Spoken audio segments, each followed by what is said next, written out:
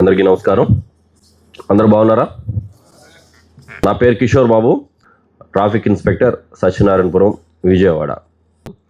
Traffic ఇన్స్పెక్టర్గా విజయవాడ సిటీలో traffic పోలీస్గా మేము చాలా గర్వంగా ఫీల్ అవుతున్నాం. విజయవాడలో ట్రాఫిక్ డ్యూటీ అనేది ఎందుకు అనంటే, నాకు first of all driving profession అంటే చాలా గౌరవం, రెస్పెక్ట్. చిన్నప్పటి నుంచి కూడా చాలా రెస్పెక్ట్, గౌరవం.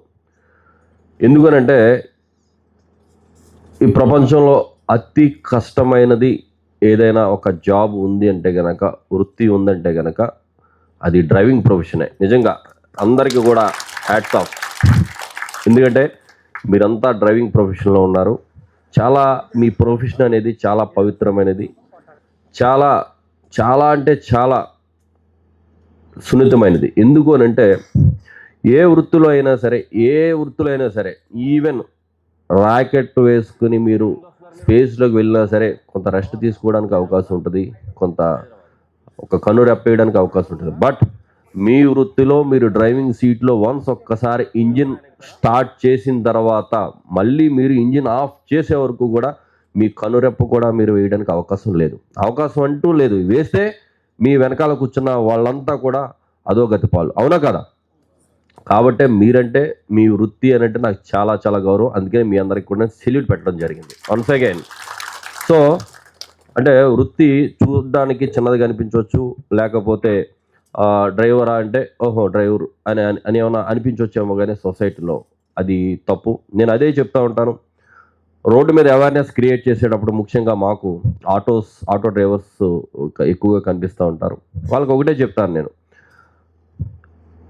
నేను ఒక ఆఫీసర్గా మా పిల్లలు వాళ్ళ ఫ్రెండ్స్ దగ్గర సంబోధించాలంటే, లేదంటే వేరే టీచర్స్ దగ్గర, లేకపోతే సొసైటీలోనో చర్చించాలి, లేకపోతే చెప్పాలి అని అంటే కనుక సిఏ గారి పిల్లలు, సిఏ గారి అబ్బాయి, సిఏ గారి అమ్మాయి, లేకపోతే సో అంటారు. లేదంటే టీచర్ అయితే టీచర్ గారి అబ్బాయి, టీచర్ గారి అమ్మాయి అని అంట. లేదంటే వేరే ప్రొఫెషన్ అంటే ఆ ప్రొఫెషన్ చెప్పి వాళ్ళ పిల్లలు అని అంటారు. బట్ డ్రైవర్ ప్రొఫెషన్లో ఉన్న మిమ్మల్ని కూడా డ్రైవర్ గారి అబ్బాయి, డ్రైవర్ గారి బాబు, డ్రైవర్ గారి పాప అని చెప్పాలి. అంతే కదా? డ్రైవర్ గారు అది రాకూడదంటే ఎవరి చేతిలో ఉంది? మన చేతిలో ఉంది. నేను ఎందుకు చెప్పానో మీకు అర్థమైందా? అంటే సొసైటీలో, సమాజంలో మనల్ని బట్టి మన పిల్లలకు కూడా గౌరవం అనేది వస్తుందా రాదా? అలాగే పిల్లలు పెరిగి పెద్దదవుతూ ఉంటే, వాళ్ళు ఏదైనా సాధిస్తూ ఉంటే వాళ్ళని బట్టి మనకు కూడా గౌరవం వస్తూ ఉంటుంది. మీరు ఏ వృత్తిలోనే ఉండండి, మీరు ఏమన్నా చేయండి, తప్పు కాదు. మీరు ఏ పని చేయకుండా ఉండడం తప్పు ఈ సృష్టిలో. ఇక్కడ ఏ పని చేయకుండా ఖాళీగా ఉంటాడు చూసావు, వాడు తప్ప ఏదో ఒక పని చేసుకుంటారు కదా, వాళ్ళని ఏ పని చేసుకున్నా సరే గొప్పే. మీకు గొప్ప, మాది మాకు గొప్ప. నాకన్నా పై వాళ్ళకు వాళ్ళు గొప్ప, అంతేనా? నాకన్నా పై స్థాయి ఇంకా ఉంటారు కదా, వాళ్ళని పోల్చుకుంటే నేను చిన్నవాడిని కదా, కానీ నా వరకు నేను గొప్ప. మీకన్నా చిన్న స్థాయి ఉంటారు కదా, వాళ్ళతో పోల్చుకుంటే మీరు గొప్ప. మీకన్నా చిన్న స్థాయి వాళ్ళు కూడా వాళ్ళకన్నా చిన్న వాళ్ళతో పోల్చుకుంటే వాళ్ళు గొప్ప. అలాగే ఎవరికి వాళ్ళు గొప్ప. మీ పని మేము చేయలేం, మా పని మీరు చేయలేరు. ఎవరి ఫీల్డ్ వాళ్ళదే. కానీ సెల్ఫ్ రెస్పెక్ట్ అనేది ఎవరు కూడా కోల్పోకూడదు.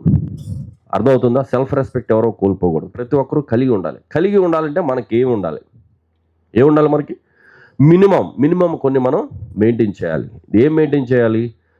మన వేష భాషలు అంటే సూటు బూట్ వేసుకోవాలా, పెద్ద స్పెట్స్, రేవాన్ స్పెట్స్ పెట్టి ఇంకేమైనా వేసుకోవాలా? ఏమీ వద్దు.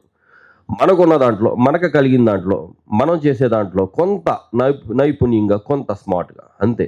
బట్టలు వేసుకుంటున్నావు, నువ్వు చేయగలిగితే ఐరన్ బట్టలు వేసుకో, లేదా మడత పెట్టి పరుపు కింద పెట్టి పొద్దున్నే వేసుకో, అంతే తప్ప మన వృత్తిని మనం అగౌరవపరిచే విధంగా ఆ బట్టలు తీసుకెళ్ళి ఎక్కడో ఆయిల్ దగ్గర పెట్టి, ఎక్కడో ఇంజిన్ దగ్గర పెట్టి కింద వేసి తొక్కి తోలు తీసి, ఎవరో పోలీస్ అధికారి ఆపుతున్నప్పుడు టక్మని తీసి, లేకపోతే ఎవరో ఇన్ఛార్జ్ ఎవరో చూస్తారనుకున్నప్పుడు టక్మని తీసి వేసేసుకుంటే ఎవరు అగౌరవపరిచినట్టు? మనల్ని మనమే. చూడండి, చాలామంది సోదరులు చక్కగా మంచి యూనిఫామ్ నీట్గా వేసుకున్నారు.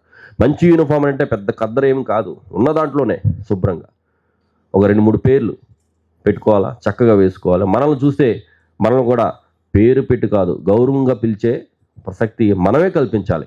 ఎవరు మనమే కల్పించుకోవాలి. చక్కగా ఉన్నంతలో 4 రోజులకు 5 రోజులకు వీలైతే ఒకసారి షేవింగ్ చేసుకోవాలి, నీట్గా పెట్టుకోవాలి.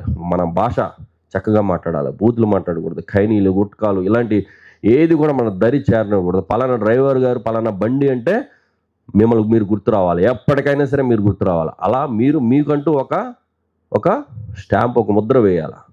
ఎక్కడ పని చేసినా సరే, ఏ పని చేసినా సరే, అది డ్రైవింగ్ ఫీల్డ్ అని ఏదైనా సరే, డ్రైవింగ్ ఫీల్డ్లో ఉన్నప్పుడు మరింత చాలా జాగ్రత్తగా ఉండాలి. సో ఏ వృత్తిలో అయినా సరే ఒక్కసారి ఆదమరపుగా ఉండొచ్చు, కానీ మీ వృత్తిలో మాత్రం ఆదమరపుగా ఉండటానికి లేదు.